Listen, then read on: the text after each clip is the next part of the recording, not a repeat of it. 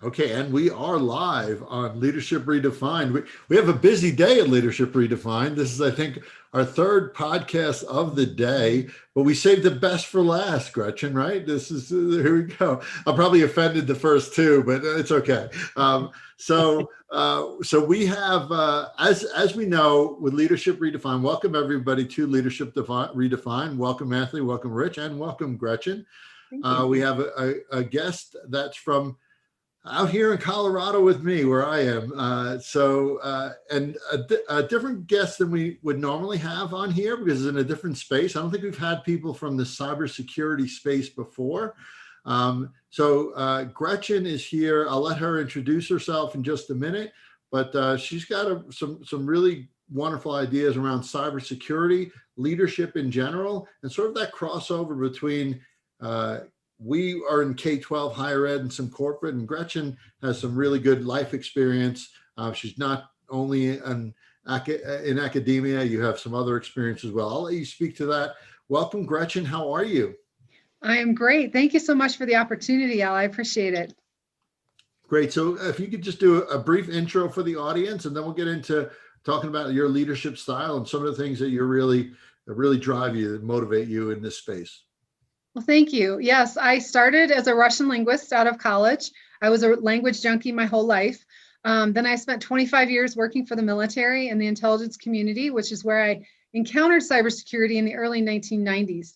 And then I moved through that, changing jobs, leadership opportunities, right? You were talking about that. So I didn't stay in the same job for 25 years. I probably was in a different job every 3 years, which was really fun to explore and get that leadership ability of learning how to lead in different situations with different groups.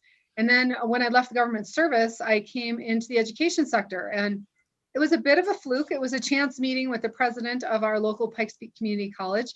But when we got talking, we figured out that there's some really big things that need to happen in regards to cybersecurity and education, not least of which is all the stuff you guys have been involved with in K-12, right? It starts down there and it's got to move through. You can't start at the top and work down. You've got to do it as a whole community and ecosystem effort.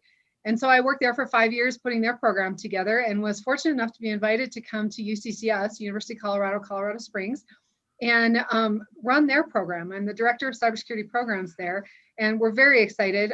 We have a state legislative bill that's giving us money each year to do some really neat and innovative things and building partnerships across the community and the ecosystem. So thank you for allowing me to be here today.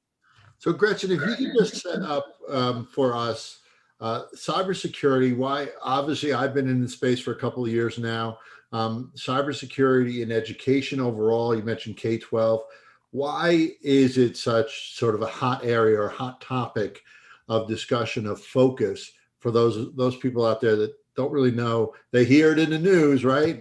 We were talking about solar winds and different cyber attacks that have happened and escalated now exponentially since COVID has started. Why cybersecurity? Just sort of set it up for the folks that don't know why the focus and why this is such a really big and important trend that we're headed towards or involved with at this stage in education. You're right, Al. A lot of people see that word and go, oh no, they get really scared or get overwhelmed or get really concerned because, you can look up the definition of cybersecurity with any government agency and you can come up with 70 different definitions from 70 different organizations, right? So it's one of those things that's still evolving. And because it's evolving, it makes it a challenge, right? We want to get ahead of it. We want to have that interaction and we want to educate people. One of the biggest things that is my soapbox is that cybersecurity isn't just for the tech guys. Everybody has a role in cybersecurity, and we really have to make sure that we are thinking ahead. We're thinking to those jobs that don't exist, right? To the problems that haven't happened yet. And if we don't do that, then we're not really doing what we're supposed to do in education. We've got to build the tools and the capabilities, not just have specific objectives that we're going to meet. And yes, the state and K-12 gives you core curricular objectives, right? And you get stuck in that. But to me, cybersecurity is something that everybody thinks about. If you have one of these, you're involved in cybersecurity. If you have a doorbell that has a video camera, you are involved in cybersecurity. If you go online to make your medical appointments, to go see your doctor, you're involved in cybersecurity. So it's something that a lot of people think it's over there when really it's right here. Mm-hmm. And so that's one thing that really connected with me, because when we first started looking at cybersecurity in the 1990s, it was very much a government entity kind of policy level kind of discussion, but now it's down to the individual interaction. And that's something that makes it more exciting, more challenging, right? And more important. So all of us here have had the experience of building program in K-12 and higher ed. How is, and Rich and Anthony, please chime in as well. How do you lead a program? And you alluded to this a little bit, but if you could elaborate, how do you lead a program that literally, and if you don't know this about cybersecurity, it could change within a semester, like what you need to focus on. It's changing that fast. The industry, as far as what's available job-wise, what careers, what you need to focus on, what you need to include in a program. So how do you do that? Is it your background that's helped you do that? Or is it your leadership style overall, your personality? Like, how do you do that? I think, Al, it's a little bit of all that, right? I got in on the early and often of this. I've seen ways that it's not done well, just because you don't know. It's not that you're intentionally not doing a good job. It's just you just don't know enough to do a good job, and you got to really stay ahead of that. And so that was one of those things of, that's where I started, is that I had all these opportunities. I had all of these things going on that started to build into my understanding of what cybersecurity is. And what became even more important is that you got to be flexible. And if there's one thing the intelligence community taught me, is to be flexible. You can change vectors, you can move to something else, you may combine some things that you didn't know you could combine. The sociology teacher can talk to the computer science teacher and come up with something really cool and work together. So that's one of the wonderful things I have found about cyber, is that it's multi-dimensional in this whole perspective, right? Is that there are so many things going on in cybersecurity that there's room for everybody to learn and explore and lead. One of the biggest things in the leadership lesson I've learned from cybersecurity is that you have to understand that those people that work for you that are more familiar with what's going on, it's going to happen, right? I mean, we're the people putting out the strategic archway of which we're going to walk through and learn and spread out under. But those young people who are just coming out into the community need to be respected, valued, and connected, because they are the ones that are going to solve those problems that you haven't yet thought of. The biggest thing for me is being flexible means building partnerships, because we were talking earlier, education does not turn on a dime. It's kind of like an aircraft carrier, right? You got to go through and get all the passages and the program coordination and all this other stuff. But there are ways dynamic by creating partnerships, by working with K-12, coming up with community and industry ways to engage students, to give them hands-on training with the real stuff that's happening right now. So you teach the theoretical part, you hand them over to industry or the community and have them actually start working with it. And I think that's where you keep your relevance and you start getting on that edge of doing what's in the future, like making sure that you are reaching out into those unknown places instead of falling back on tradition and maybe methodologies that might not always be best. One of the neatest things I think going on in cybersecurity is the Department of Labor apprenticeship program. People think of, electricians, plumbers, welders. No. Think cybersecurity, right? So it's a really big mind shift that has been a little bit challenging getting industry leadership to kind of buy into. But I think we are slowly getting there where industry is going, wait a minute, I've got to be a part of the solution. I can't just go to education and say, give me this, and this. Right? Because education only owns one or two of the things. Industry's got to create the rest with it. And that's where those partnerships are absolutely essential. That's so well said. And I want to hear from Anthony and Rich. Rich, part of what we do, just so you know, we have something called this collective mindset, talking about the synergy of all of these components coming together. And it really applies to leadership and program development, and anything else you could think of. It was based in part on futuring, which Rich, you could speak to. Rich has a couple books, one with AI and futuring, right, coming out too, right? Rich, AI, social media. AI, that's coming. That's coming. Oh, that's the next one. That's the next one. Yeah. So, Rich, you just comments for Gretchen, questions, and then Anthony, you as well, chime in. Of which I know nothing, by the way, but as far as AI is concerned. But that's another conversation. But the futuring word is actually part of our collective mindset. And it's a word. I didn't create the word. The word is part of our collective mindset, as I said before. It's about a set of dispositions, which you really enunciated beautifully, and a set of I don't like this word. It's the first word I can think of. Competencies, where folks need to truly anticipate, what I don't like this word either. The trends that may be out there and how they intersect with other things to create things we haven't even projected towards yet. And it sounds like that's what you're doing. That excites me with a capital E. I want to be in cybersecurity now, Al. We'll get you. We'll get you in, Rich. Yeah, Don't so worry. cool. I have a grandson who's he's first year college, and he's bouncing from one major to the next already. Who was talking about getting into trying to I forget the word he used, white hat, or White hat hacker. Yeah. White hat, he was into gray that hat, for about black hat hackers. Yep. Yeah.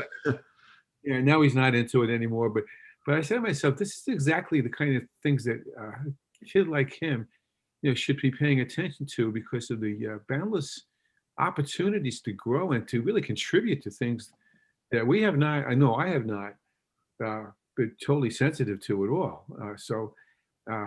Wow, it's a wide open field. Usually I have all kinds of questions, Gretchen, but those are comments more than questions. So you can comment on something I said, that'd be great, but otherwise we'll pass it over to Anthony. Well, and I do want to address when you talked about the futuring, right? I mean, that's something that people are really uncomfortable with. And this is where leadership comes in, right? It's not like I have the answers. It's I want to facilitate that vision and that exploration that you have. And I know teachers do that all the time. So to me, teachers are always leaders. But, in industry, it's kind of hard to get people to say, yes, just go out that direction over there and spend some time over there and figure it out. Whereas, a lot of times in industry, it's no, you've got to get to this wicket in this place with this amount of money and do that. And so it's really hard to change that mindset, and being able to lead in that environment, I think, is really challenging. So not only do we want to understand the technical future of what's happening, but how organizations and people are going to function. What is leadership now the same of what we're going to need 20 years from now? That could change hugely. Amen. You're gonna be crazy. Amen. Actually this sets of skills and competencies, strategies are probably the best word that that I haven't created. I've caught them from a lot of research that they do not use in schools. They're not used in schools, not with any kind of, not across the board. And I'm not aware of it in colleges either, though I don't claim to have a monopoly on understanding all of what all colleges do as far as this is concerned. And it's concerning to me personally because they shouldn't be the exclusive domain of people who are cybersecurity experts necessarily. They should be part of how we approach most anything.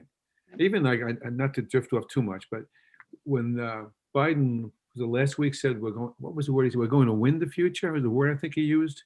Yeah. He talked about the infrastructure.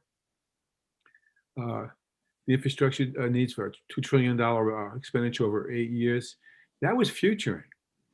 Yeah, that was true kind of long-term think ahead anticipation, and what that suggests for what you're trying to do boggles me. It's interesting. Awesome. Anthony, thoughts, question? Well, you've helped to expand and broaden my very limited understanding of cybersecurity. So I guess those ideas that I wanted to pitch at Hollywood, like Law and Order cybersecurity or CSI cybersecurity, probably more. It's more into futuring, because the connotation to me has always been just the whole word security. It's always like protection against the threats, but it's in this realm, it's not just protection against the threats that are in existence. As you're saying, it's the protection against the threats that we don't know exist yet. And I mean, that's just such an exciting profession. I had begged my son. St. John's has a great cybersecurity program. Begged him to go into. He took a couple of classes. Wasn't for him. I'm sure he'll forever be regretting it. But that is just, that connotation, the whole futuring thing, makes it exciting. And the question I really want to ask is more related to higher education, in the sense that what you're characterizing is so antithetical to how colleges and universities operate. it's almost like you got to force them into the 22nd century here, because they're still in the 19th century with how they establish programs and how they're taught, and this whole sense of certificate minded, program minded. That's so antithetical and so futuristic, to use that word. Do you find that difficult sometimes to convey that message to university administration and such? Absolutely, Anthony. I mean, I think that's one of the key challenges is that it is a generational shift, right? And Yeah. because the people who are running the organizations that are doing this don't have that reference and don't have that investment. However, that being said, I think that in the education system, there are the education system, in my experience, has been full of dreamers, people who Right. want to make things better, want to make people more prepared. And so if there's ways to find the gray area, that's my Intel background coming back out, then we go through we go into that gray area and find those partnerships that may be a little different than what they're used to. Maybe we show that and inspire it through the students. We find other ways. If the curriculum, it gets a little too set. I do have to give a call out to the NSA, though. The National Security Agency has an amazing program that's been in place since 1999. Yes, they saw the writing on the wall, which Wow. usually doesn't happen for government agencies talking about future. And they have a Center of Academic Excellence certification that they give in cybersecurity to schools. And it's a Wow. lot of work to get it, because you've got to meet certain wickets, and it's not necessarily how they teach. And so these educational institutions in the CAE have been challenged with that, exactly what you're talking about, Anthony, bringing what NSA and the government and industry really wants into the classroom in a way that it meets the male. It can meet the academic male, and it can meet the industry male. And it's a very evolutionary process. In fact, it's still undergoing change as we go through it. Again, you have to re-up yourself every 5 years, so you have to keep yourself fresh. They don't want a redo of your application from 5 years ago. They want to see what you've done in addition, how you've expanded it, how you've gotten more teachers, how you've gotten more students through the programs. So as much as the system itself can be arcane, and the processes, I think the motivation is always there to go into that new thing, find a new way to look at it, find ways of connecting. The biggest thing I find in our university is we now went from having just engineering programs, like you had talked about. It's not a lane, it's a highway in my Right. mind, because there's a cybersecurity lane in computer science, there's cybersecurity in business, there's cybersecurity in our letters, arts, and sciences through our data analytics program. We have it in our School of Public Affairs with law enforcement and all those other things. And it's not just the technical protection, it's the policies, it's the risk management. It's, some threats you can defend against. Some you just got to mitigate the impact of what happens. And you've got to figure out how to make that math work and learn when you're doing which part of that. And I think by having diverse programs, I think that's how we get there, is that it's not all in one bag. Your eggs aren't all in one basket. Right. You've got them spread out across the industry. And so you can have those conversations and get into those gray areas by getting business to work with letters, arts, and sciences, or getting engineering to help out in a K-12 program, or creating those partnerships that really make this work. See, I never thought of it that way. That's truly interdisciplinary. Yeah, that's exactly what I was going to say. It is. I never thought of it that way. We always think of it as, this myopic, it's all about computers and technology, but my God, you're right. It's a whole broad spectrum of different thinking and different, knowledge bases. Yeah, cybersecurity the chance for cross-pollination is amazing. Yeah, exactly. Cybersecurity is really unique, as Gretchen knows, in that for it to succeed, thrive, you need that cross-pollination. You need to have sociology, psychology, technical aspects, the history of how this, manifests, and all that stuff has to be there in a good quality cybersecurity program. And it's honestly a model for a lot of different programs, because we have this siloed nature, right, in higher education, and to some degree, to a large degree in K-12 as well, by subjects and grades, and you have very, very much siloed in nature. So for you to sort of be successful in what you're doing, you almost have to do that, but trying to explain and actually manifest and have that come to fruition within the confines of a traditional system, that's where the challenges come in. And it sounds like you, and I know some of the stakeholders and Dr. TJ that you have involved, part of this is building the forward thinkers that you need to be involved, right? And Yep. working with a team that it has the capacity to future, the ability to stretch, all that stuff has that, right? That's part of this, yes? Yes, absolutely. What's really amazing when you talk about it is it's that diversity of perspective. You can solve a problem and determine who's a threat. But if you're a music major, and I have a theater major that's gone into cyber, you have a different way you're going to approach figuring that out. And so the idea is to, as you mentioned, Anthony, is to detect where the threats are. Well, if you're all taught in the same lane on the highway, you're only going to see threats in that lane, whereas I'm a linguist. So I look at language like math sometimes, and you have different approaches you take as you assemble what you're looking at. You know, music majors look at it as math. And so if you can put chords together, you're going to see those same types of chords when you're looking at problem sets. And so making sure that diversity is part of the core team is more and more the norm for the hiring that goes on. And I've talked with industry in depth about that. And they really are trying to look for those kind of unique characteristics of students, not just the ones coming out of the technical lane, although they need them. I mean, we can't survive without them. They can't be the only approach we take. That's terrific. So Right. Gretchen, I want to be mindful of time, and we'd love to have you on again, Gretchen. I love this conversation. So I want to just give Anthony and Rich a quick opportunity, closing thoughts, and then Gretchen will give you the final word. We haven't talked about being a female in this industry and the power and value of that as well. So we get another session just on that. Maybe we'll have a few of our past audience or participants to go in on a panel kind of discussion. I think would be great as well. Anthony, then Rich, and then Gretchen will give you the last word. Yeah, just a comment. I greatly appreciate this conversation. It's sometimes interesting to really talk about things that you really don't know, and I don't. But you know how you've described it and how you've characterized it makes me want to be like 30 or 40 years younger. Oh, God. Yeah. Right out of my mouth. Change my professional trajectory. It's never too late, Anthony. So it's fast. never too late. I'm too